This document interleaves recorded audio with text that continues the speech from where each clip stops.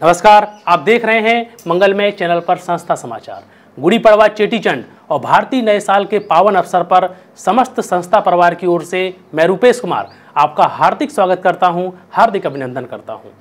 आज की खास खबरों में हम आपको बता दें कि हमारी भारतीय संस्कृति के महान प्रचारक संत आसाराम जी बापू के ऊपर कोर्ट द्वारा और न्याय व्यवस्था द्वारा क्यों जुल्म ढाया जा रहा है। संत आसाराम जी बापू के प्रिय भांजे श्री शंकर पागारानी जी का 19 मार्च को देहांत हो गया है। श्री शंकर भाई का जीवन बड़ा ही सादा सुदा संत जीवन था। वो भगवान से यही प्रार्थना करते थे कि जब तक पूज्य बापू जी जेल से रिहा नहीं हो जाते तब तक मेरे प्राण ना छूटें। अगर मेरे प्राण छूटते हैं तो मेरी अंतिम क्रिया में संत आसाराम जी बापू ही आए और उन्हीं के हाथों से मेरी अंत्येष्टि हो। अभी इस देश के कई संगठन, श्री योग विधान सेवा समिति, महिला उत्थान मंडल, युवा सेवा संघ, धर्म रक्षा मंच, अखिल भारतीय नारी रक्षा मंच, नारी रक्षा फाउंडेशन, संस्कृति रक्षा संघ, भारत जागृति मोर्चा और कई संगठनों द्वारा तथा देश के कई समर्थक, साधकों और भक्तों द्वारा आवाज़ उठाई गई। केंद्र से और कोर्ट से भी गुहार लगाई गई कि संत आसाराम जी बापू को अपने प्रिय भांजे के अंतिम संस्कार में शामिल होने के लिए अंतरिम जमानत दी जाए। श्री शंकर भाई का 19 मार्च को देहांत हो जाता है और अभी तक 2 दिन हो गए हैं, उनका अंतिम संस्कार नहीं हुआ है। मुख्यालय से मिली सूचना के अनुसार 20 मार्च को संत आसाराम जी बापू के लिए अंतरिम जमानत की अर्जी डाल दी गई थी, लेकिन कोर्ट द्वारा उसकी भी तारीख बढ़ा दी गई है, 23 मार्च कर दी गई है। इस देश के कई संगठनों और करोड़ों लोग, भक्तों और समर्थकों द्वारा आज कोर्ट के सामने कानून के न्याय की दुहाई दी जा रही है, इंसाफ की मांग की जा रही है। जहां पर तेजपाल को भी जमानत दे दी जाती है आरोप सिद्ध होने के बावजूद भी। इस देश में घोटाले करने के बावजूद भी लालू प्रसाद यादव को जमानत दे दी जाती है। संजय दत्त आज जमानत के तौर पर रिहा कर दिए जाते हैं, लेकिन आज संत आसाराम जी बापू, इस देश के स्वाभिमान को पुष्ट करने वाले ऐसे संत को आज जमानत देने में इतना विलंब क्यों किया जा रहा है। हमने केस में तारीख पे तारीख बढ़ते हुए सुना है, लेकिन आज एक संत के भांजे का देहांत हुआ है, उसमें भी तारीख पे तारीख बढ़ाकर कोर्ट क्या सिद्ध करना चाहती है। आइए देखते हैं संत आसाराम जी बापू ने 20 तारीख को क्या संदेश दिया चेटीचंड के पावन अवसर पर। बापू क्या हुआ, किसकी डेथ हो गई, किसका हो गया? मेरा भांजा था, बचपन से ही मेरे पाला पोसा और वो बड़ा सेवाभावी था, शादी भी नहीं किया। कोर्ट ने क्या कहा आपको, अनुमति दी जाने की? अभी हमने शुरू नहीं किया, मेरा लगे तो ही क्या पता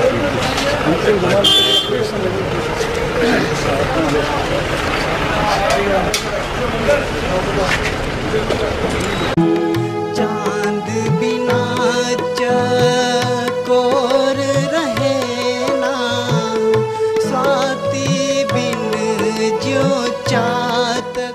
बापू क्या हुआ, किसकी डेथ हो गई, किसका हो गया? मेरा भांजा था, बचपन से ही मेरे पाला पोसा और वो बड़ा सेवाभावी था, शादी भी नहीं किया। कोर्ट ने क्या कहा आपको, अनुमति दी जाने की? अभी हमने शुरू नहीं किया, मेरा लगे तो ही क्या पता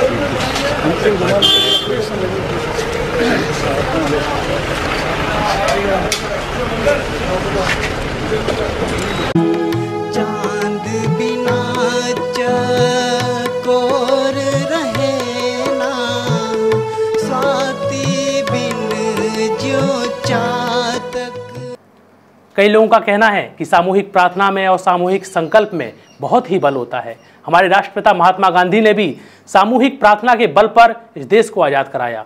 जब हमारे ऊपर जुल्मों का कहर ढाया जा रहा था, अगर हम कुछ समय पहले की बात करें तो सामूहिक प्रार्थना के बल पर भगवान राम को भी प्रकट किया गया। द्वापर में जब कंस का कहर ढाया जा रहा था, तब सामूहिक प्रार्थना के बल पर श्री कृष्ण भगवान को प्रकट किया गया। कलयुग में जब मुगलों का कहर ढाया जा रहा था, मृग राजा का कहर ढाया जा रहा था, तभी झूलेलाल भगवान को प्रकट किया गया सामूहिक प्रार्थना के बल पर। आज उसी का प्रत्यक्ष उदाहरण है चेटीचंड पर्व। संत आसाराम जी बापू इस पर्व के विषय में क्या संदेश देते हैं, आइए देखते हैं। चेटीचंद महोत्सव, यह दिन हर दृष्टि से शुभ है।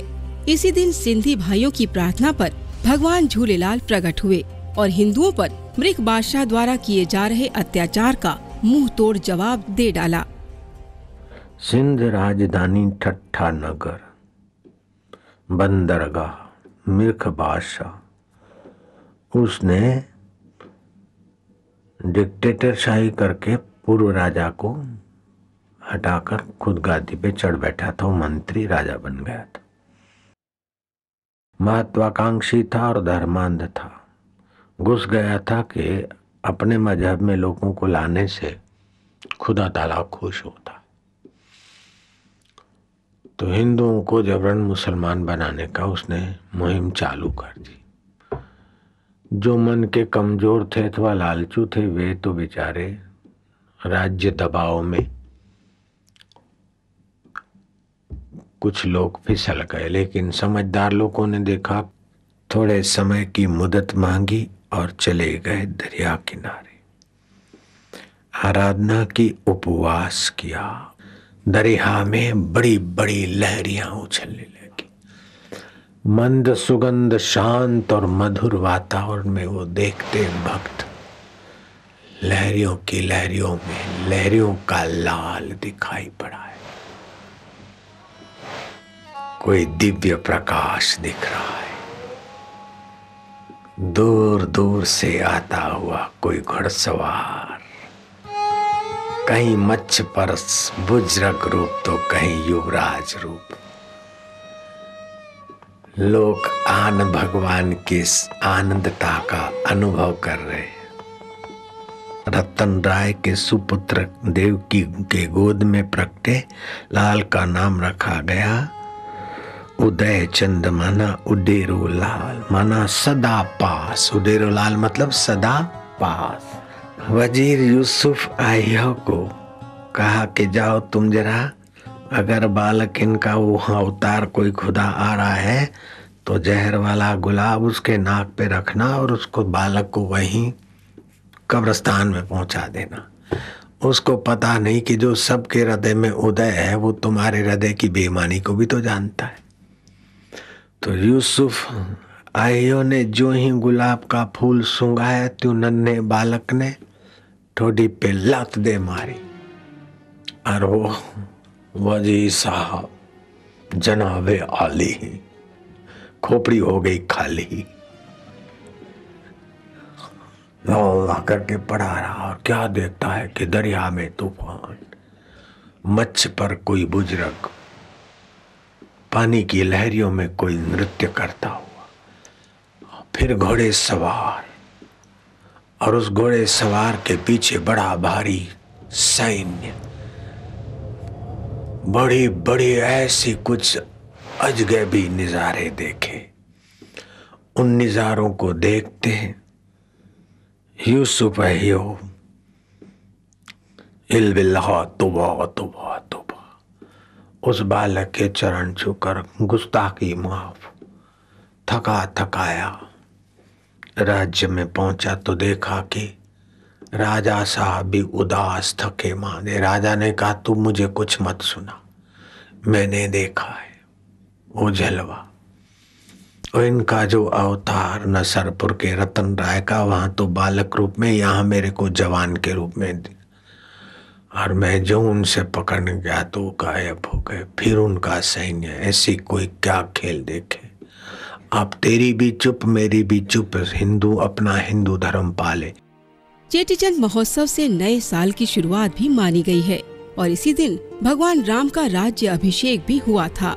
इसीलिए किसी भी शुभ काम को शुरू करने के लिए चेटीचंद महोत्सव का दिन बड़ा ही उत्तम माना गया है। ये चेटीचंद विक्रम संवत का प्रारंभिक दिवस, सृष्टि के आरंभ में सतयुग का ये प्रथम दिवस है। चैत्रवदी सुद, इसको गुड़ी पड़वा भी बोलते हैं, चेटीचंड भी बोलते हैं। हर वर्ष 3.5 दिन ऐसे आते हैं जो दिन भर शुभ मुहूर्त माना जाता है। ये वर्ष में 3.5 दिनों में से एक दिन है ये चैत्र सुद बीज चेटीचंड। इस उत्सव का अपने आप में प्राकृतिक ढंग से, सामाजिक ढंग से, ऐतिहासिक ढंग से ये चेटीचंड का बड़ा भारी महत्व है। भगवान श्री रामचंद्र जी का राज्याभिषेक चेटीचंड के दिन हुआ था। प्राकृतिक ढंग से भी देखा जाए तो 1 जनवरी से वर्ष शुरू होने की अपेक्षा चेटीचंड से वर्ष शुरू होता है, वो प्राकृतिक ढंग से सही है। धर्म के दृष्टि से देखा जाए तो सतयुग का आरंभिक दिवस चेटीचंड है। विक्रम संवत 2072 के नए साल के पावन अवसर पर संत आसाराम जी बापू मुख्यालय अहमदाबाद में बड़े ही धूमधाम से मनाया गया। रैलियां निकाली गई और साथ ही साथ नए साल के पावन संदेश भी दिए गए। आइए देखते हैं इन झलकों में।